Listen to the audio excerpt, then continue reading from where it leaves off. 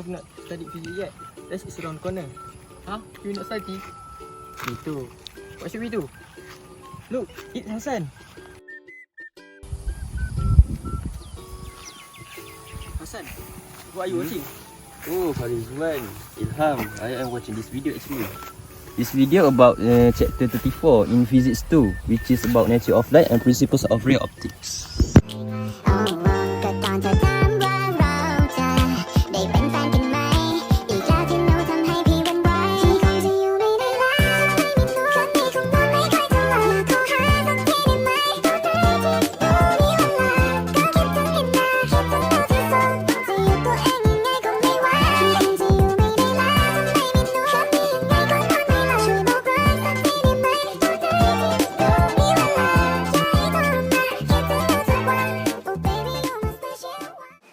Assalamualaikum. Today I would like to explain about subtopic 34.1, which is nature of light.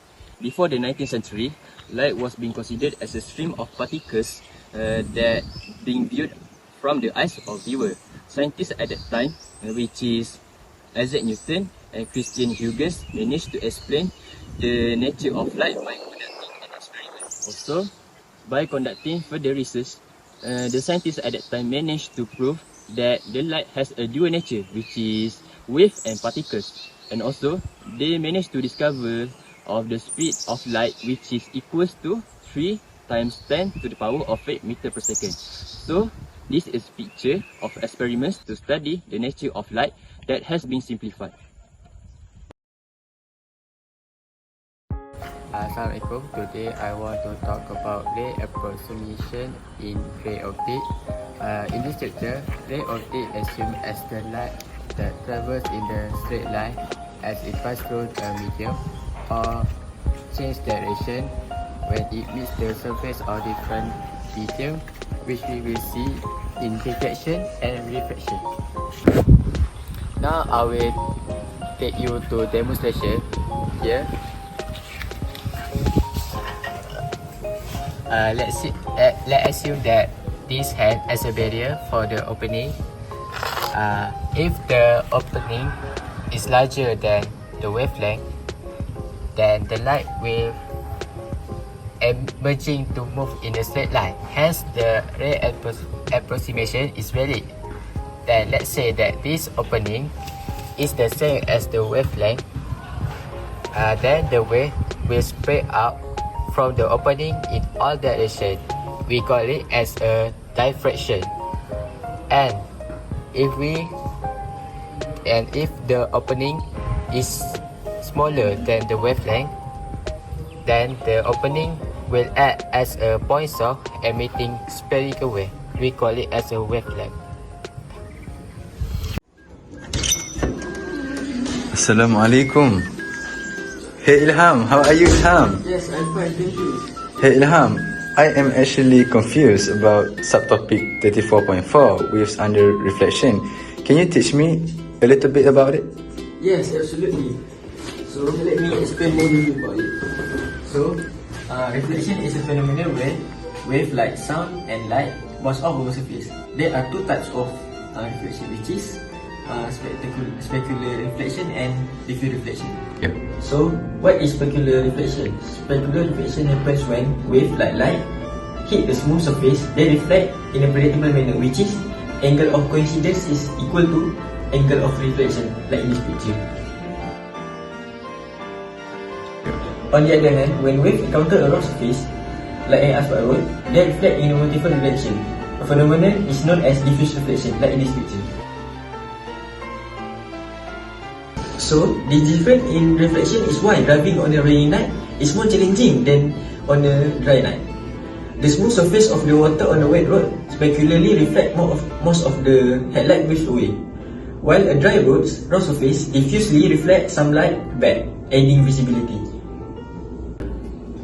So, consider a light ray travel in the air and strike at a flat and smooth surface like this picture. So, this is incident angle and this is reflection angle.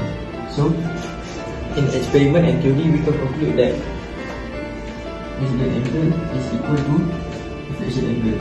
to this relationship called law of reflection. So, what are the example of wave under reflection? One of them is sound wave from an orchestra reflect from a bench out of the audience. And the second one is your bathroom mirror reflect light from your face back to you and form the image of your face. So I think that's all from me. Bye.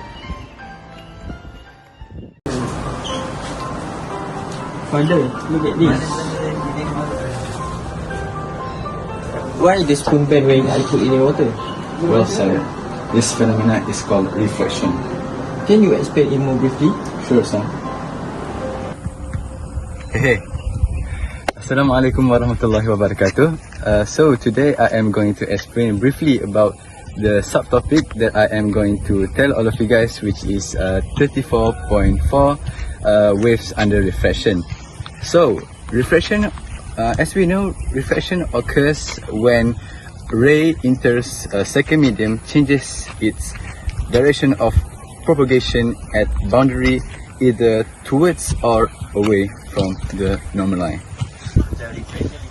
The angle of reflection can be calculated by using this formula, which is known as Snell's law of reflection. So to use this formula, we have to know the n, which is the refractive index. So refractive index is the ratio of speed of light in vacuum and the speed of light in a medium, or to put it simply, it is n equal to C over V. So, to know the refractive index, to use this formula, we can also find the speed of light in a medium by using this formula, which is V equal to F lambda. V is the speed of light in medium, F is the frequency, and lambda is the wavelength. So now let's say that we have two mediums, and now we want to find the speed of light in one medium.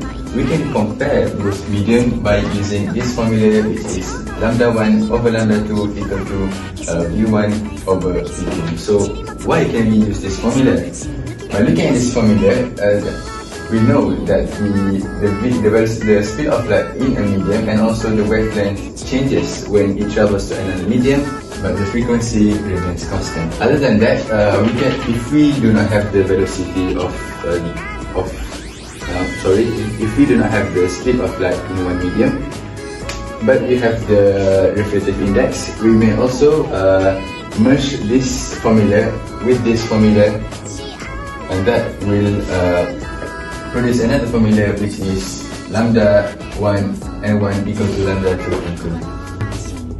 So last but not least, we have another formula that we can use to find the angle of refraction other than Snell's law, because Snell's law of refraction requires us to have the refractive index. But if we do not have the refractive index of the medium, we will use the formula that I'm showing you right now, which is sin theta 2 over sin theta 1 equal to V2 over V1. And that is all from me. Thank you. Hello, let's continue with our subtopic, which is Hugel principle. So what Hugel said about this principle? Hugel said that all points on a given wavefront are taken as a point source for the production of spherical secondary wave, which we call as a wavelet, that propagate outward through a medium with speed characteristic of wave in that medium. After some time interval has passed, the new position of the wavefront is the surface tangent to the wavelet. So what can we say? Let's look at the diagram. Look at the diagram A, which is all wavefront. It has the 3 points off, which is look like this: A, E, and C. And every point source produce a spherical wave, which we call as a wavelet 1, 2, and 3. And the new wavefront is drawn tangent to the circular wavelet like this. So we can say that if we look this straight line, all wavefront and new wavefront as a wave, it produces like this: 1 and 2. Then let's continue with our topic, total internal reflection. Okay. Assalamualaikum. So we have come to the last subtopic, which is total internal reflection. So actually, total internal reflection is an interesting topic, which is the meaning of total internal reflection, that light is refracted, is moving from medium that having a higher index refraction towards one that have a lower index refraction.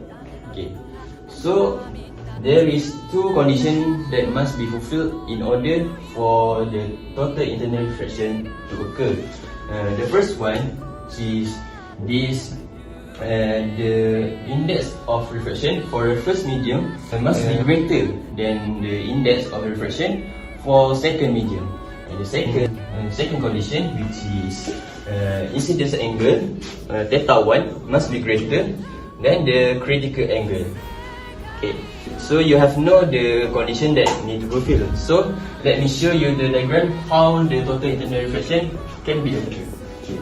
So let's assume this is medium with index of refraction N1, and this is L that we know is index of refraction is equals to 1. So when light is transmitted from the first medium to the second medium, so it will be refracted because theta 1 is lower than the critical angle. Okay. Yeah. So I assume that this angle of incidence for first medium is, let's say, 14, and the critical angle for this substance is 42.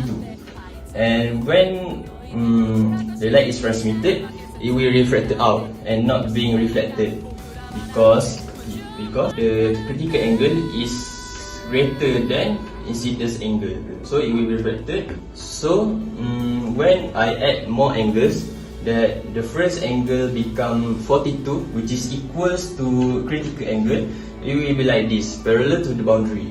And last one, if I add more angles, which is like let's say 50 degree, so what will happen is will be reflected. So this is condition for the total internal refraction. So actually, from this diagram, we can use the Snell law of refraction to derive the formula to find the critical angle. So let's say we know that the formula of Snell law is N1 sin theta 1 is equal to N2 sin theta 2. N1, this is N1, and that we don't know is the index of refraction, and the sin theta, then N2, which is we know is L, which is equals to 1, and sin theta 2, which is equals to 90 degree. So sin 90 degree will become 1. So that we just move the N1 to N, we get the formula like this. But you need to remember, this formula is only for if L is the second medium, which is this, and this is a general equation to find the critical angle, which is sin theta C is equals to N2 over N1 for the condition N1 must be greater than N2. Yes, finally I understand this whole topic. So, in conclusion, we know that light can be reflected, refracted, and also diffracted. So, with all the concepts and also all the formulas that we have shown to you, we hope that you can answer the final exam with ease and also with excellence. And that is all from our group. Thank you and bye bye.